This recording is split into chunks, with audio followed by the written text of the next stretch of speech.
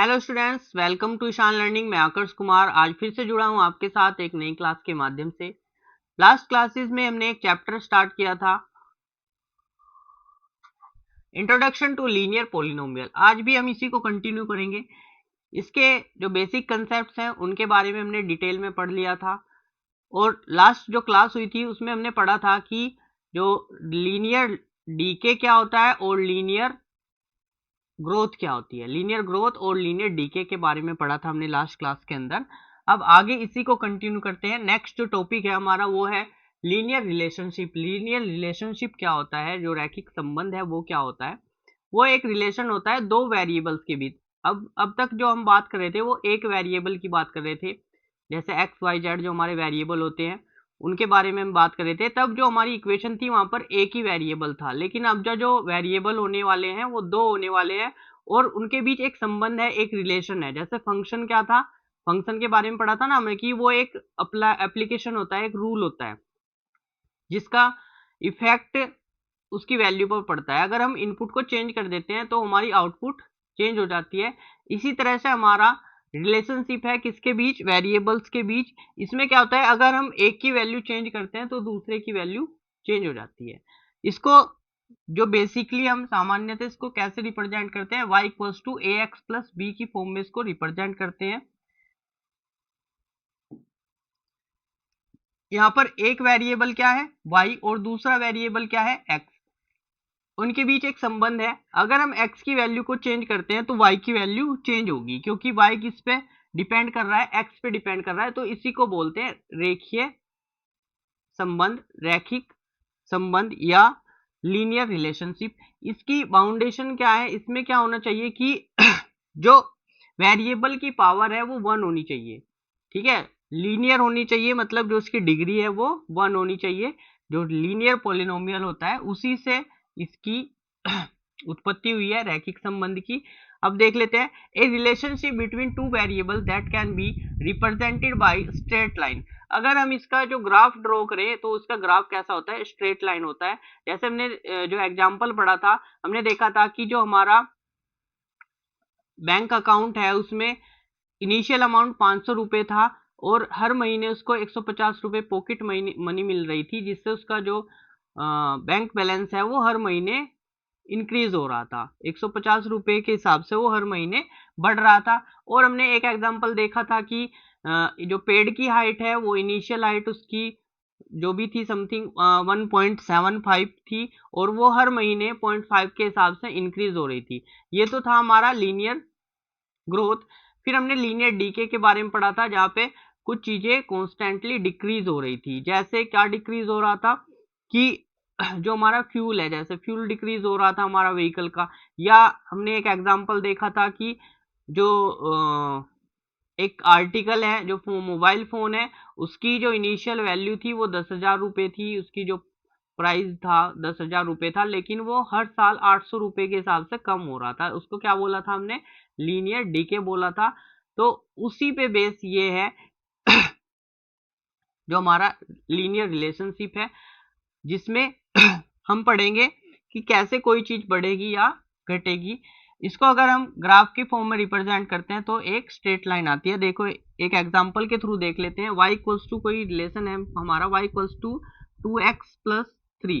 अगर हम x की वैल्यू चेंज करते हैं तो y की वैल्यू चेंज होगी। वहां पर हमने टेबल ड्रॉ की थी ना, तो इसी तरह यहाँ पर टेबल है। x की वैल्यू अगर 0 है, ठीक है, यहाँ पर 0 पुट कर देंगे तो y की वैल्यू क्या आ जाएगी, ये 0 हो जाएगी टर्म और ये 3 आ जाएगा। अगर x की वैल्यू यहाँ पर 1 पुट करते हैं तो ये 2 1 2 हो जाएगा और ये हो जाएगा हमारा 5।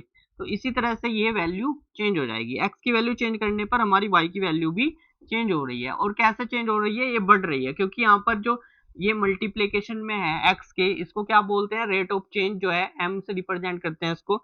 ये क्या है, पॉजिटिव है, तो इसलिए ये क्या है, लीनियर ग्रोथ को रिप्रेजेंट करता है। अगर हम इसका ग्राफ ड्रॉ करें तो ये ऐसा ग्राफ आएगा, स्ट्रेट लाइन के फॉर्म में आएगा। जो रैखिक संबंध होता है वो कैसा होता है, स्ट्रेट लाइन की फॉर्म में होता है। और इसमें जो पावर होती है वेरिएबल्स की उनकी डिग्री क्या होती है, 1 होती है, उनकी पावर क्या होती है, 1 होती है। ठीक, अब आगे देखते हैं, इस पर बेस्ड जो क्वेश्चन है उनको समझते हैं। फर्स्ट क्वेश्चन है इसके अंदर, एक लर्निंग प्लेटफॉर्म एक निश्चित मासिक शुल्क तथा प्रत्येक डिजिटल लर्निंग मॉड्यूल के लिए अतिरिक्त शुल्क लेता है। A learning platform charge a fix monthly fee, उसकी जो लर्निंग प्लेटफॉर्म है उसकी एक फिक्स मंथली फीस है और उसके साथ वो एडिशनल चार्ज भी लेता है डिजिटल लर्निंग के लिए। जो डिजिटल लर्निंग के लिए एक्स्ट्रा चार्ज लेता है उसमें क्या है, मॉड्यूल है। A student observe that when she exceeds 10 module, अगर वो 10 मॉड्यूल उपयोग करती है तो उसको 400 रुपये चार्ज होता है। अगर वो व्हेन सी एक्सेस 14 मॉड्यूल्स, अगर वो 14 मॉड्यूल यूज करती है, उपयोग करती है, तो उसको कितना चार्ज होता है, 500। If the monthly bill Y depends on the number of modules accessed x according to the relationship y equals to A x plus B. ठीक है, जो बेसिक हमारा जनरल फॉर्मूला है रिलेशन का वो क्या है, y equals to A x plus B, इसके अकॉर्डिंग वो चेंज हो रहा है। Find the value of A and B, A और बी की वैल्यू आपको फाइंड करनी है। ठीक है, सिंपली अगर हमारा जो मॉड्यूल है कंसीडर कर लेते हैं कि अगर वो x मॉड्यूल यूज कर रही है, ठीक है, कितना है 10, तो हमारा जो y की वैल्यू है कितना आ रहा है, जो इनिशियल जो अमाउंट है उसको वो कितना देना पड़ रहा है, 400 रुपीज। और अगर वो जो x की वैल्यू है वो 14 मॉड्यूल चेंज यूज करती है, तो उसकी जो अमाउंट है वो कितना हो जाता है, 500 रुपीज। इसके अकॉर्डिंग आपको ए और बी की वैल्यू फाइंड करनी है। कब, अगर रिलेशन क्या है हमारा यहाँ पर, इफ देन, ऐसा आ जाएगा इफ और ये देन। रिलेशनशिप क्या है,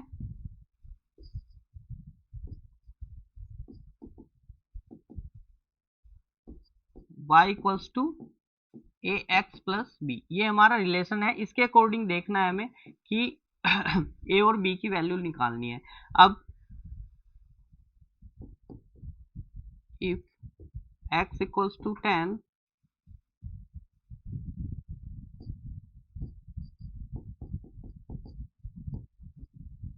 इसमें रख देंगे putting if x equals to 10 then y equals to 400, यहाँ पर वैल्यू पुट कर देंगे।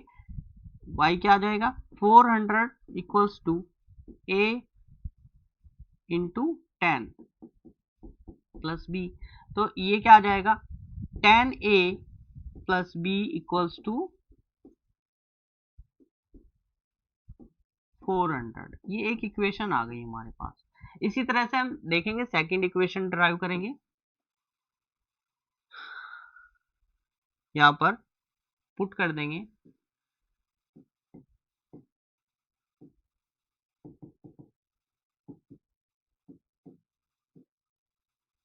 ओ एक्स एंड वाई। ठीक है, रिलेशन में वैल्यू पुट कर देंगे, तो y इक्वल्स टू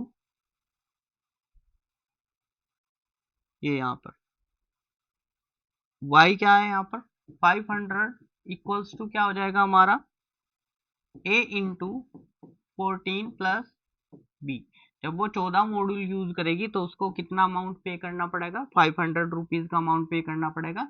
यहाँ से आ जाएगा हमारा 14a plus b equals to 500, ये आ गया हमारा। अब ये इक्वेशन 2 हो गई। अब क्या करना है हमको, दो इक्वेशन आ गई हमारे पास, दो वेरिएबल हैं, ए और बी दो वेरिएबल हैं और दो इक्वेशन है, इनको सिंप्लीफाई करना है, सोल्व करना है और ए और बी की वैल्यू निकालनी है। तो देखते हैं इसको। 10a plus B equals to 400। First equation क्या है हमारी, 10a plus B equals to 400 और ये इक्वेशन फर्स्ट हो गई। और सेकंड इक्वेशन क्या है हमारी, 14a plus B equals to 500। 14a plus B equals to 500, ये हमारी सेकंड इक्वेशन होगी। इनको क्या कर देंगे, माइनस कर देंगे, सब्ट्रैक्ट कर देंगे, साइन चेंज हो जाएंगे, ये आपस में कैंसल आउट हो जाएगा। तो क्या आ जाएगा, -4a इक्वल्स टू -100। माइनस से माइनस कैंसिल हो जाएगा, a equals to 100 upon 4। a की वैल्यू क्या आ जाएगी हमारी 25। a की वैल्यू फाइंड करनी थी और b की वैल्यू फाइंड करनी थी। a की वैल्यू आ गई हमारे पास, ये तो फाइंड करना था। a तथा b के मान ज्ञात कीजिए। a और b के मान निकालने थे आपको रिलेशन के बेस पे। तो नेक्स्ट हमारा b की वैल्यू निकाल देंगे फ्रॉम इक्वेशन 1। कोई सी भी इक्वेशन यूज कर लेंगे। इक्वेशन 1 क्या है हमारा, 10a plus B equals to 400। अब a की वैल्यू पुट कर देंगे यहाँ, 10 into 25 plus B equals to 400। यहाँ से b इक्वल्स टू क्या आ जाएगा, या एक लाइन और बढ़ा लेते हैं, यह आ जाएगा 250 प्लस बी इक्वल्स टू 400। यहाँ से b इक्वल्स टू आ जाएगा 400 माइनस 250, b इक्वल्स टू 0.5।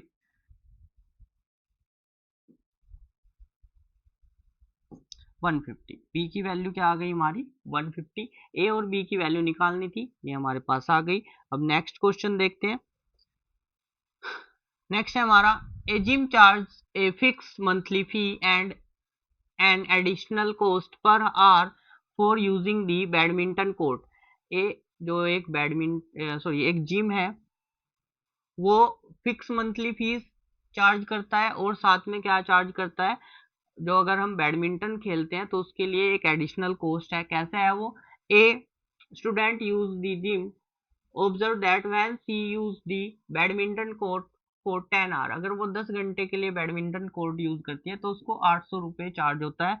और अगर when she use if for 15 hour, अगर वो 15 घंटे के लिए उसको बैडमिंटन कोर्ट को यूज करती है तो उसको कितना चार्ज होता है, 1100 रुपये का चार्ज देना पड़ता है उसको।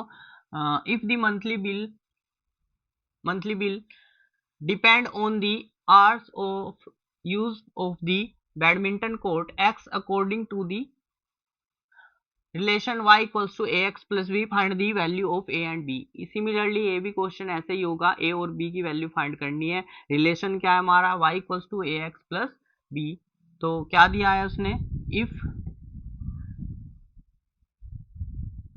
ऐसा कंसिडर कर लेंगे,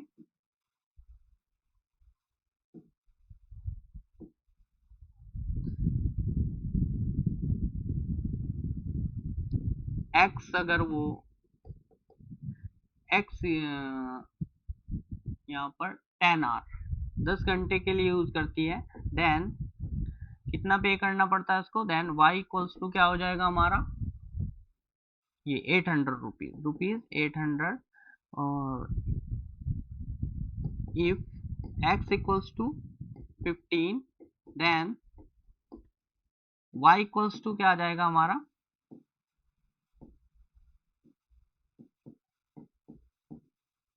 रुपीज सॉरी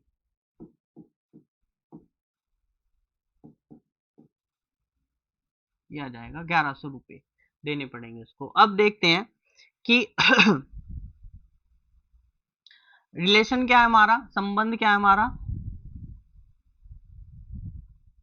रैखिक संबंध, ये y equals to A x plus b.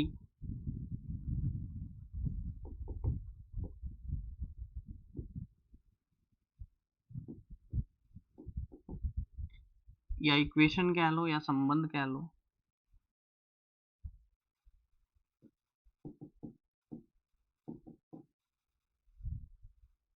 तो इसमें वैल्यू पुट कर देंगे, संबंध में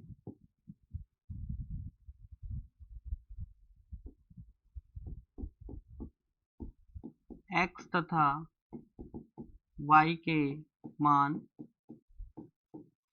रखने पर, जब इनके मान रखेंगे तो क्या आ जाएगा हमारा, y की वैल्यू एक आ जाएगा हमारा, ये 800 equals to 10, a into 10 plus b, यहाँ से रिलेशन आ जाएगा हमारा 800 equals to 10a plus b, यह आ जाएगा हमारा 10a plus b equals to 800। ये इक्वेशन फर्स्ट आ गई हमारी। इसी तरह से इक्वेशन सेकंड निकाल लेंगे। क्या पुट करेंगे, y की जगह क्या रखना है हमको, 1100, किसके इक्वल हो जाएगा, a इंटू एक्स, एक्स की वैल्यू क्या है हमारी 15 प्लस b। इसको कैलकुलेट करेंगे, सिंप्लीफाई करेंगे, यहाँ से 1100 equals to 15a plus b, यह आ जाएगा 15a plus b equals to, ये सेकंड इक्वेशन आ गई। अब जैसे पहले क्वेश्चन में हमने इक्वेशन सोल्व की थी, a और b के वैल्यू निकाल लेते, ऐसे ही यहाँ पर करेंगे, इक्वेशन सोल्व करेंगे और a और b की वैल्यू निकाल लेंगे। फर्स्ट इक्वेशन है हमारे पास 10a plus b equals to 800, 10a plus b equals to 800, ये इक्वेशन फर्स्ट हो गई हमारी। इसी तरह से सेकंड इक्वेशन क्या है हमारी, 15a plus b equals to 1100, 15a plus b equals to 1100, ये हमारी सेकंड इक्वेशन हो गई। अब क्या कर देंगे, इन दोनों को माइनस कर देंगे, सब्ट्रैक्ट कर देंगे। माइनस करेंगे तो साइन चेंज होते हैं, ये तो मेथड है करने का, 8 क्लास में सीखा होगा तुमने। अब यहाँ पर आ जाएगा -5a equals to minus, minus की वैल्यू बड़ी है तो यहाँ पर माइनस आएगा, 0 0 3, a इक्वल्स टू आ जाएगा हमारा, माइनस से माइनस कैंसिल हो जाएगा, 300 अपॉन 5, a इक्वल्स टू 60 आ जाएगा। डिवाइड करने के बाद a की वैल्यू क्या आ जाएगी हमारी, 60 आ जाएगी। अब यहाँ से a की वैल्यू को कोई सी भी इक्वेशन में पुट कर देंगे, इससे क्या आ जाएगी हमारी, b की वैल्यू आ जाएगी। From equation 1, 10a plus b equals to 800, यहाँ पर 10 इंटू ए की वैल्यू क्या है यहाँ पर 60 प्लस बी इक्वल्स टू 800, ये आ जाएगा 600 प्लस बी इक्वल्स टू 800, और यहाँ से b की वैल्यू क्या आ जाएगी 800 माइनस 600, तो b इक्वल्स टू आ जाएगा 200। ये हो गया हमारा। अब a और b की वैल्यू निकालनी थी, दोनों आ गई हमारे पास। नेक्स्ट देखते हैं इसके अंदर, नेक्स्ट क्वेश्चन क्या है,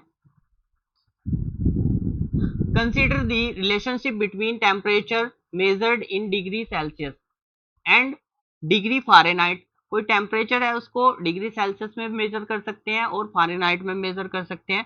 फिर क्या क्या दिया उसने, which is given by degree equals to a degree Fahrenheit plus B. ठीक है, ये रिलेशन है डिग्री सेल्सियस में और फ़ारेनहाइट के बीच में। Find the value of A and b given that ice melt at 0 degree and 32 Fahrenheit and water boil at 100 degree and 212 Fahrenheit. अब रिलेशन क्या है हमारा,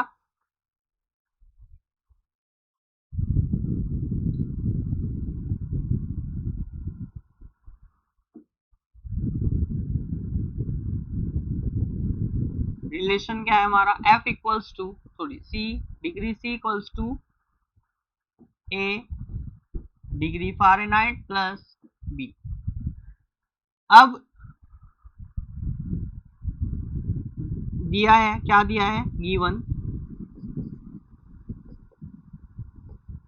यदि हमारा जो आइस मेल्ट करता है, स्टार्ट मेल्टिंग, वो 0 डिग्री सेल्सियस से करता है, 0 डिग्री, तो ऐसे लिखेंगे,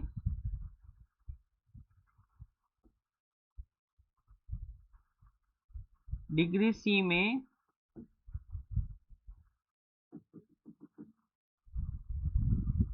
यदि डिग्री सी में मेजर कर रहे हैं तो क्या है वैल्यू 0, और अगर हम फ़ारेनहाइट में मेजर कर रहे हैं तो वैल्यू क्या है यहाँ पर, ये 32। और दूसरी कंडीशन क्या है, यदि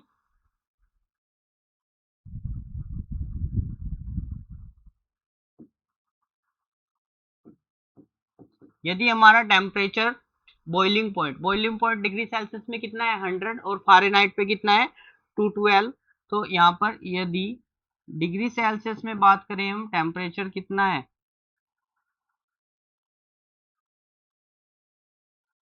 किया जाएगा 100 और फ़ारेनहाइट में कितना हो जाएगा हमारा 212।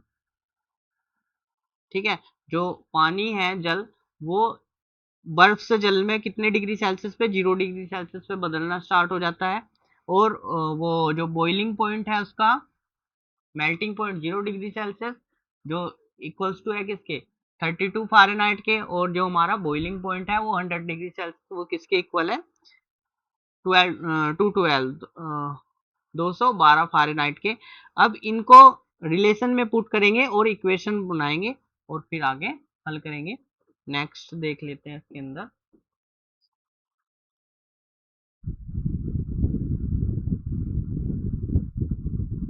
संबंध में डिग्री सेल्सियस तथा डिग्री फ़ारेनहाइट के मान रखने पर, ठीक है, by putting the value of degree Celsius and degree Fahrenheit in relationship. तो जो रिलेशन है हमारा वो क्या है degree c equals to a into degree f plus b, यही तो है। Degree c equals to a into degree f plus B, ये आ गया हमारा। अब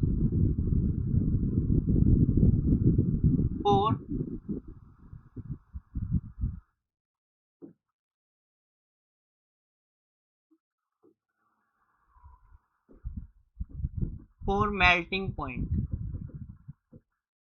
तो ये कितना है 0, मेल्टिंग पॉइंट क्या होगा 0 डिग्री सेल्सियस में ए और फ़ारेनहाइट में कितना आ जाएगा हमारा 32 दिया हुआ है उसने प्लस बी, यहाँ से आ जाएगा equation 32a plus B equals to 0, ये इक्वेशन फर्स्ट आ गई। अब सेकंड क्या है 4 किसके लिए जो हमारा बॉइलिंग पॉइंट है,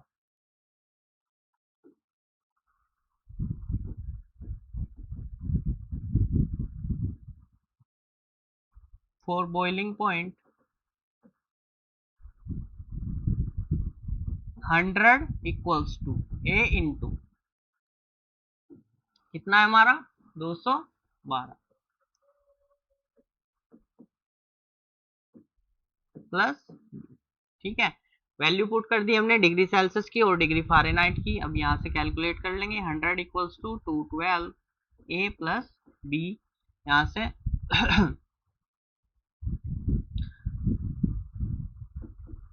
212 a plus B equals to क्या आ जाएगा 100, ये इक्वेशन 2 आ गई। इसमें क्या करेंगे इक्वेशन 2 और 1 को सोल्व करेंगे, ए और बी की वैल्यू आ जाएगी, फिर उस इक्वेशन में वापस कर देंगे, हमारा आंसर आ जाएगा।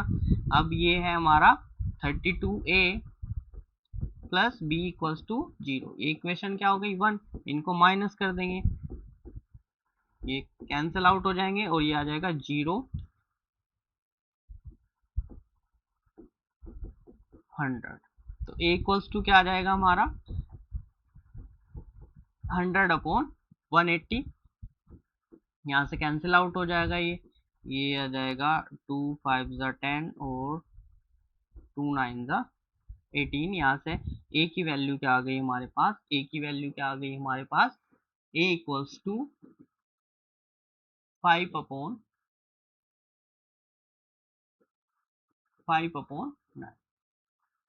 अब यहाँ से a की वैल्यू आ गई हमारे पास, इसको कोई सी भी इक्वेशन में पुट कर देंगे जिससे हमारे पास b की वैल्यू आ जाएगी फ्रॉम इक्वेशन 1, फ्रॉम इक्वेशन 1 हमारी है 32a plus B equals to 0, यहाँ से b इक्वल्स टू क्या आ जाएगा -32a, b equals to -32, a की वैल्यू क्या है हमारी, a की वैल्यू क्या है हमारे पास 5 अपॉन 9, इसको 5 अपॉन 9 को यहाँ पुट कर देंगे, तो यहाँ से b की वैल्यू आ जाएगी b इक्वल्स टू मल्टीप्लाई कर देंगे 0 इंटू 15 और ये 16/9, यह आ जाएगा हमारा 160/9। और ए की वैल्यू क्या आई थी हमारे पास 5/9। ए और बी की वैल्यू आ गई हमारे पास। अब देखते हैं उसने पूछा क्या था, क्वेश्चन देख लेते हैं एक बार यहाँ से। Using this information find A and B. A और बी के मान ज्ञात करने थे आपको, ए और बी की वैल्यू बतानी थी, साथ में क्या था a and hence determine the linear relationship between degree Celsius and Fahrenheit. आपको जो लीनियर रिलेशनशिप है वो क्या था उसको फाइंड करना था, इसको बताना था। यहाँ पर ए और बी की वैल्यू आपको पुट करके दिखानी है, तो इसको देख लेते हैं। देयरफॉर दी